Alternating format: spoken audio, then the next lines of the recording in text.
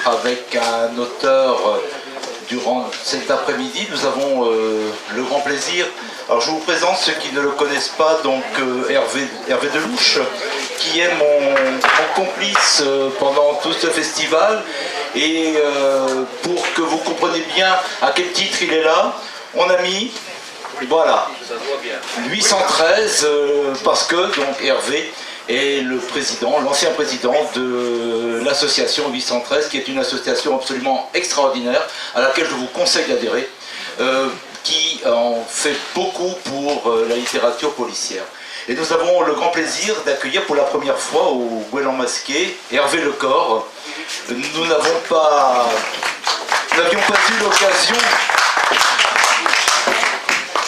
eu l'occasion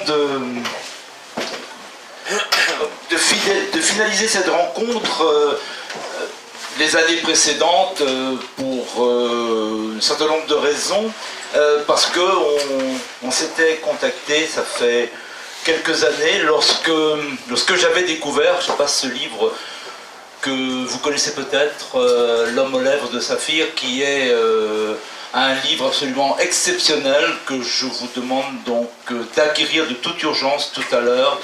C'est un livre vraiment important qui a installé donc Hervé au premier rang de la littérature en France.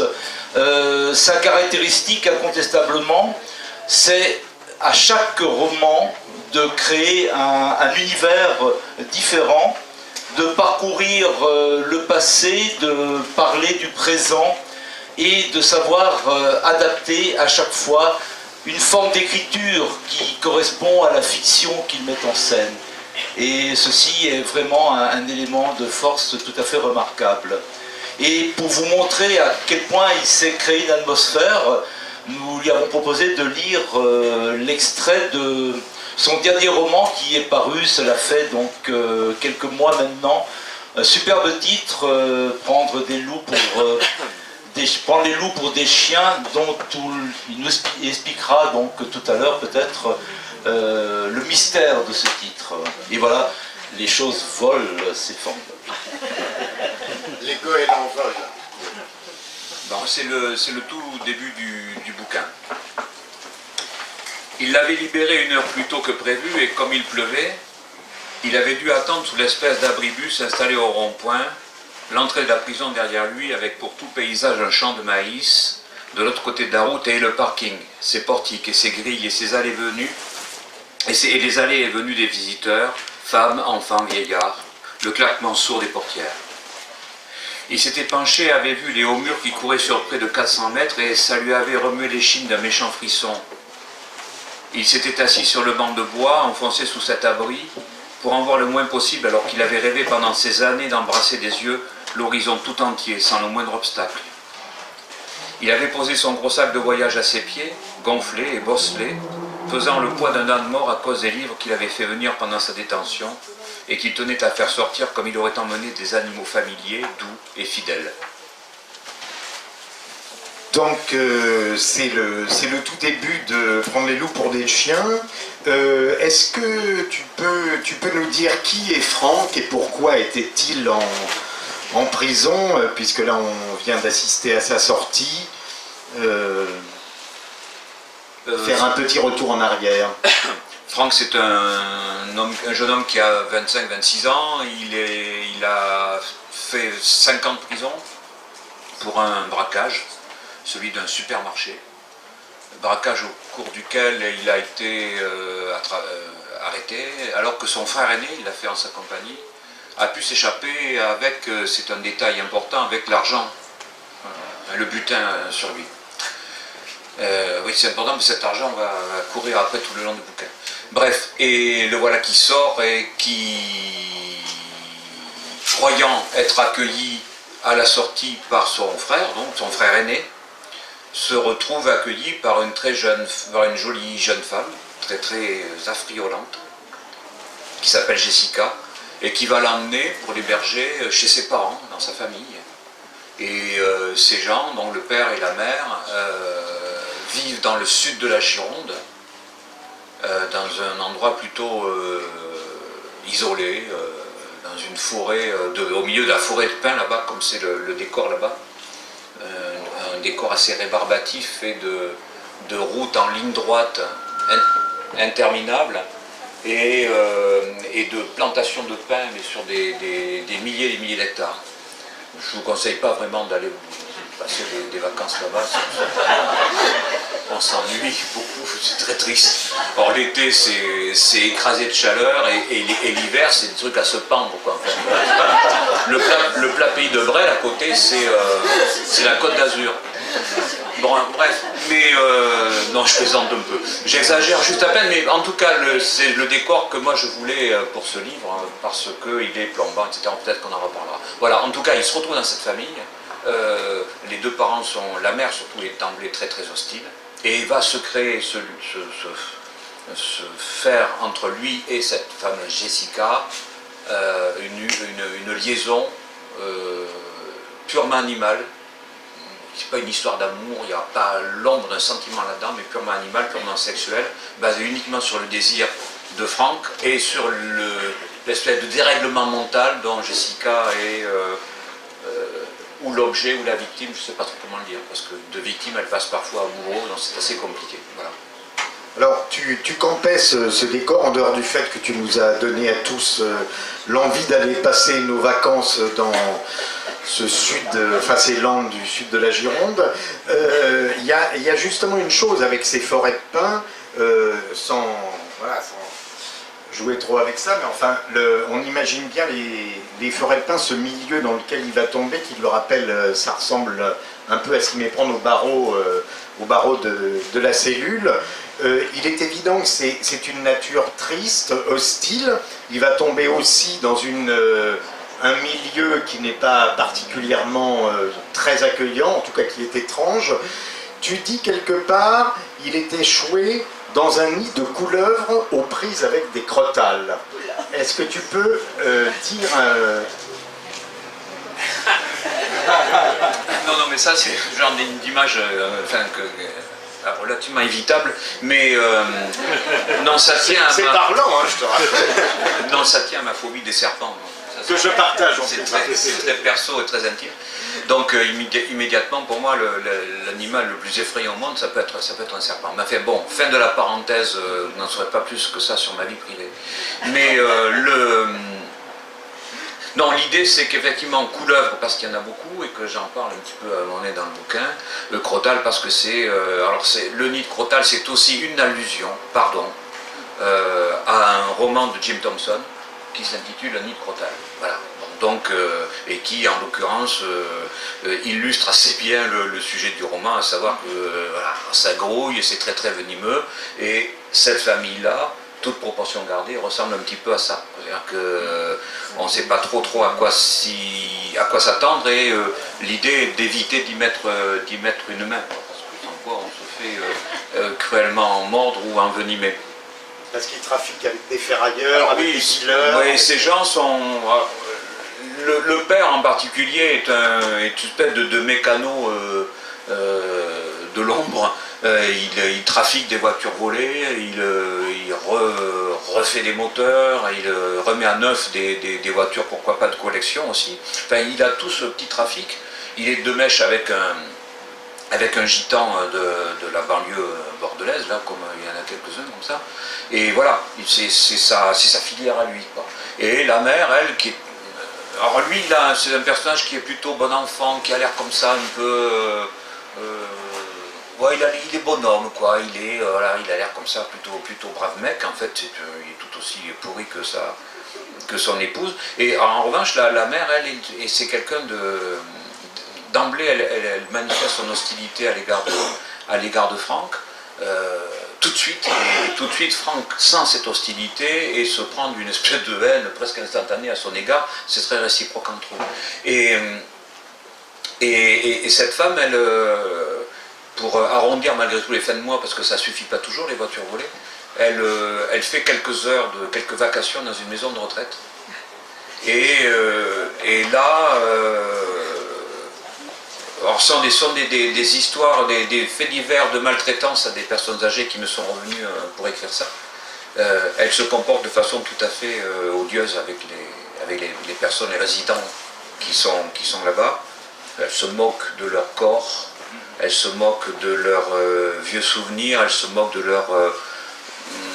à un moment donné, je raconte qu'il y a une dame qui reçoit qui a gardé toutes ses lettres d'amour de quand elle était plus jeune, et elle et ses collègues s'amusent à les lire et à se moquer de cette dame, de son passé affectif. Bon, bref, c'est une saloperie absolue.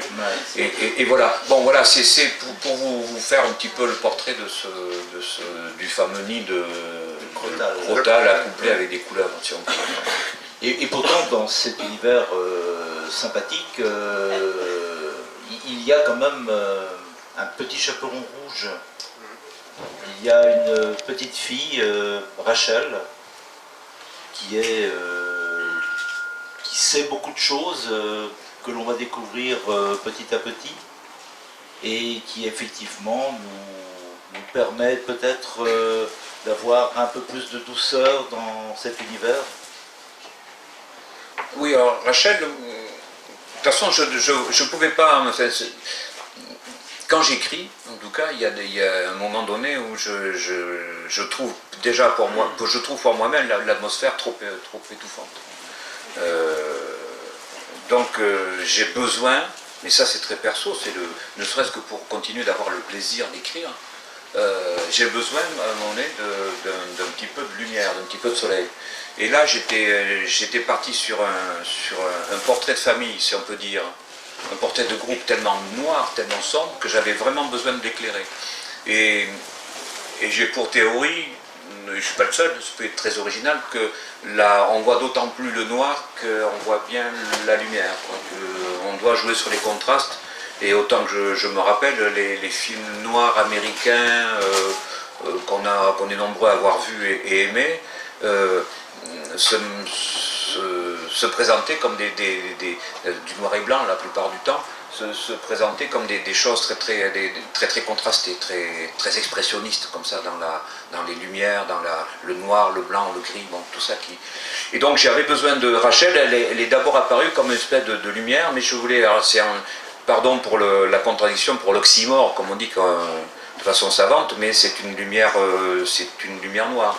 C'est-à-dire qu'elle est aussi lumineuse qu'elle est capable de recéler de secrets, et de secrets assez terrifiants. C'est comme tu disais, il est évident que cette petite en a vu, entendu, vécu, plus qu'elle ne le dit, puisqu'elle parle très très peu dans tout le livre.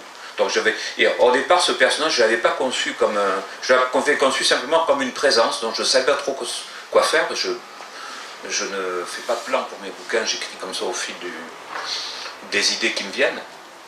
Et petit à petit, j'étais un peu coincé parce que je ne savais pas comment j'allais débrouiller pour résoudre mon affaire. Je me suis dit, cette gamine va, en plus d'être une jolie présence que j'ai écrite avec beaucoup de plaisir, elle va en plus me servir de point de levier pour enfin soulever le couvercle et faire sauter tout ça.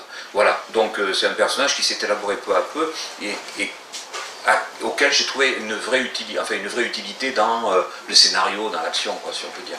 Alors justement, tu viens d'en parler, est-ce que dans l'imagination, donc au départ de ce récit, tu as attaché plus d'importance au personnage en eux-mêmes qu'au scénario lui-même, contrairement au roman précédent dont on va parler, là je dirais que le scénario est relativement simple et c'est plutôt les personnages qui sont extrêmement complexes. Il y a plusieurs facettes en eux. Est-ce que c'est vraiment l'aspect que tu as davantage travaillé? Oui, c'est ça qui m'intéresse le plus. D'ailleurs, même en général, je ne sais pas ce qu'on dira d'après la guerre, mais d'une façon générale, ce qui m'intéresse, c'est de fabriquer des personnages qui soient les plus denses et les plus complexes possibles. Parce qu'on est comme ça, parce que les gens sont comme ça, ils ne sont pas d'une seule pierre, d'un seul bloc monolithique, quoi. Et donc ce qui m'intéresse, c'est d'essayer d'interroger comme ça, parce que j'ai parfois, moi personnellement, du mal à m'y retrouver, d'interroger un petit peu ce qu'on appelle, avec des grands mots, la nature humaine. Pourquoi les gens font ce qu'ils font, pourquoi se livrent-ils, pourquoi se livrent-ils à la violence, pourquoi passent-ils à l'acte, qu'est-ce qui peut bien les motiver, pourquoi d'un autre côté, pourquoi et comment les gens sont-ils capables de subir les misères, les violences dont ils sont les victimes, sans se rebeller, tout ça enfin, je ne suis pas le seul, mais tout ça m'interroge, m'inquiète, bon. Et j'écris probablement pour à chaque fois essayer de reformuler les mêmes questions que je me pose et auxquelles je n'ai pas de réponse, en inventant comme ça des situations, des personnages. Voilà. Et de quoi on parlait déjà? Oui, et par rapport à ça, les personnages m'intéressent bien plus que l'intrigue, parce que je ne suis pas un très bon... Enfin, j'ai un mal fou à construire des scénarios. Je ne suis pas du tout un bon... Enfin, si on me demandait d'écrire des scénarios, je crois que je dirais non, parce que je ne suis pas bon pour ça. Pour structurer une histoire, inventer des rebondissements, des arborescences comme ça de situations secondaires, je ne sais pas faire. J'admire ça quand je vois certains films ou certaines séries qui sont très riches, très bien écrites. Moi, je ne sais pas. Et ce qui m'intéresse, c'est, en particulier pour celui-là, c'est les personnages et une atmosphère. D'où le choix du décor, le choix de la saison, cet été, l'été absolument torride qu'on a dans ces coins-là, hein. Ça c'est une vraie réalité, qu'on va encore avoir cette année, il n'y a aucune raison pour que ça se rafraîchisse. Et voilà, c'est ça qui m'intéressait. Après, l'intrigue, elle est d'une banalité affligeante. C'est-à-dire que c'est le type qui sort de prison, qui rencontre la fille qu'il ne faut pas, et ça va mal tourner pour eux. Bon, désolé. C'est Hervé Lecor qui le dit quand même. C'est vrai qu'on a quand même un peu lu ça 300 fois. C'est pas d'une originalité fracassante.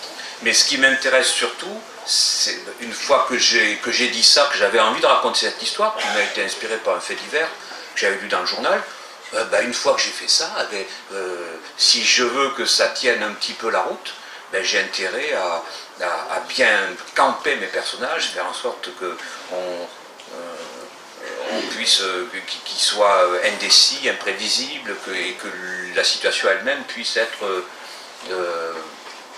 peut-être riche en choses imprévues, je ne sais pas. Mais ça part tout par des personnages, toujours, ouais. Dans tous mes bouquins.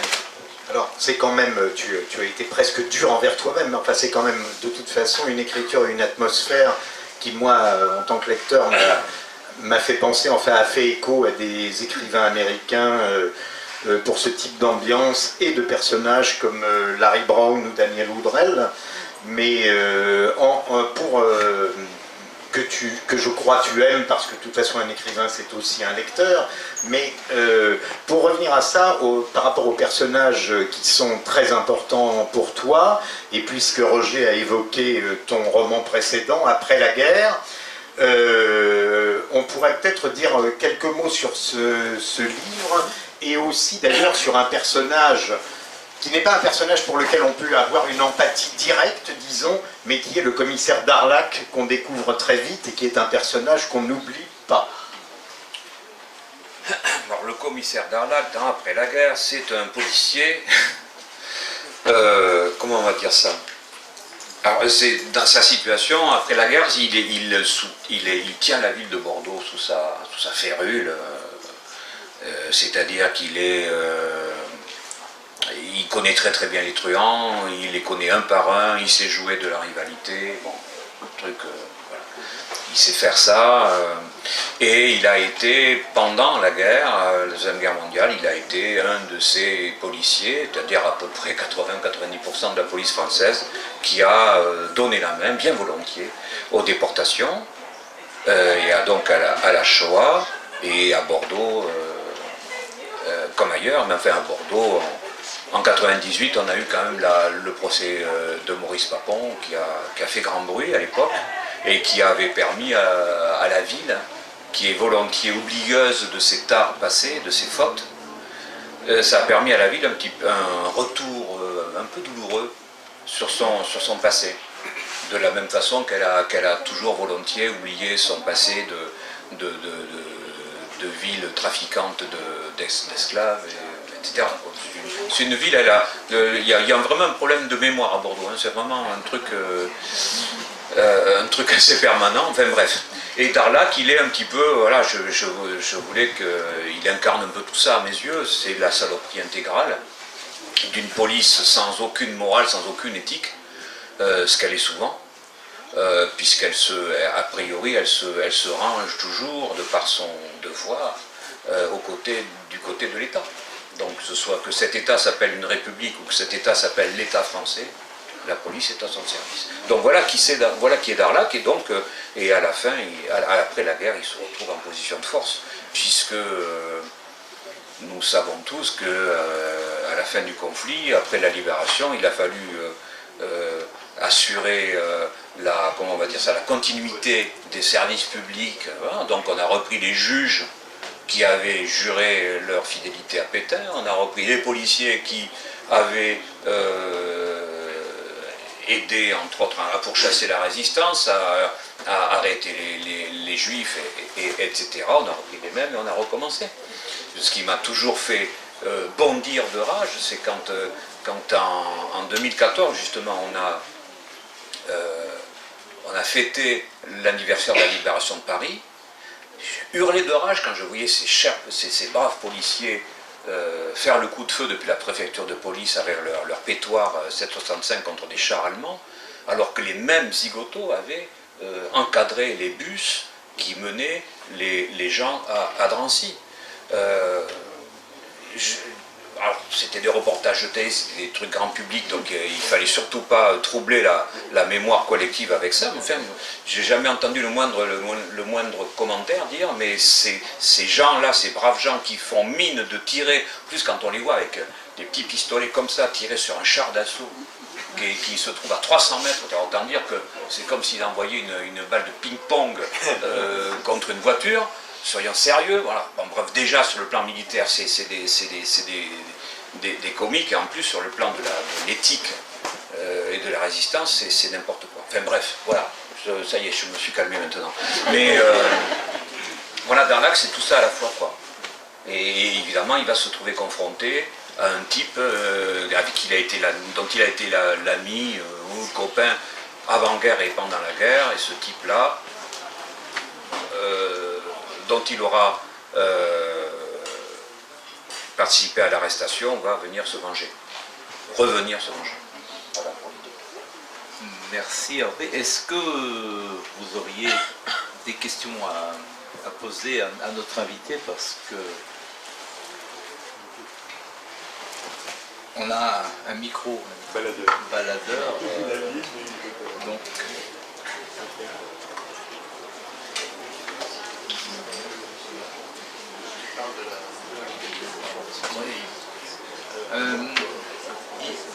je ne sais pas, je n'ai pas fait attention auparavant, mais je l'ai souligné en rose là. Il y a comme l'appellation roman noir qui est effectivement sur la couverture. Et effectivement, ce roman nous présente d'une façon directe une société française d'aujourd'hui. Alors certes, le temps n'est pas exactement décrit, c'est ce qu'un historien appelle le contemporain vague, mais on sait qu'on est vraiment de nos jours. Et cette société, en fait, elle apparaît complètement désarticulée entre différents groupes qui ne savent plus se parler. Il y a les gitans d'un côté, il y a une ancienne classe ouvrière qui a perdu en fait le travail et qui est prolétarisée. Il y a ces gens qui vivent, travaillent dans une maison de retraite. Et puis, entre cette société cloisonnée qui ne se parle plus, il y a des touristes qui circulent parce que c'est l'été. Hein, voilà, donc je trouve que là aussi il y a, et c'est la force du roman noir, une capacité à nous parler de notre temps aujourd'hui. Oui, l'idée n'était pas, et c'est rarement mon but d'ailleurs, l'idée n'était pas de dresser un portrait, je sais pas, sociologique de la société française. Je laisse les sociologues faire leur métier, moi j'essaye d'écrire des romans, donc pour ça je parlais d'atmosphère, de personnages, d'écriture, bon, etc. C'est ça qui m'intéresse au premier lieu. Mais comme je sévis dans un genre qui se pique de réalisme, de naturalisme, évidemment je suis confronté à la réalité. Donc là, en l'occurrence, cette réalité sociale, c'est celle de personnages qui la plupart du temps sont à la marge.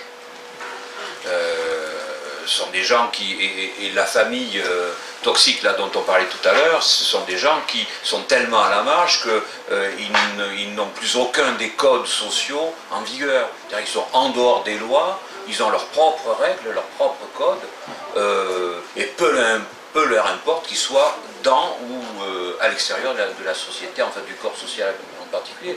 Et après, c'est vrai que je fais rencontrer à Franck, après, des gens, une ancienne amie à lui qui est caissière d'un supermarché et qui fait ça pour vraiment bouffer, alors que son compagnon, qui travaille sur des chantiers, est aussi capable de donner la main à quelques petits mauvais coups pour, là encore, bon.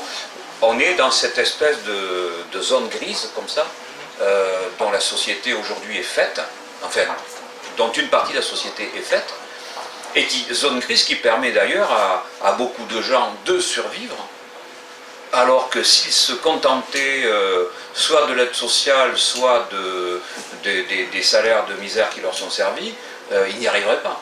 Il y a aussi ça. Bon. Mais je ne pose pas la question en ces termes dans le bouquin, mais ce sont ces gens-là que je montre. Voilà, et c'est ça qui m'intéresse. Après, la mention roman noir sur le bouquin, ça c'est le nouveau look Rivage. Avant, la collection s'appelait Rivage Thriller, qui est un terme qui n'a jamais convenu à la collection, parce que c'était d'abord une collection de romans noirs. Depuis, ils ont abandonné la mention thriller, et sous les titres de chaque bouquin, il y a roman noir, thriller, je sais pas quoi. La série noire fait d'ailleurs pareil, au dos des bouquins, il y a toujours une mention qui précise le sous-genre auquel appartient le livre. Voilà. D'ailleurs, j'ai vu quel bouquin dernièrement publié là-dedans, où on a marqué thriller au-dessous du titre. Comme ça, on sait à quoi on a affaire. Voilà. En tout cas, merci Hervé d'avoir répondu C'est pas moi. à nos questions. Merci à vous d'avoir assisté aussi nombreux donc, à cette rencontre. Nous allons prendre une petite pause de 10 minutes jusqu'à l'arrivée de nos prochains invités, donc Patrick Rénal et Gérard Filoche, qui ont écrit ensemble un livre, Sérium, dont on va vous parler maintenant. Donc, retour dans 10 minutes, et merci à vous.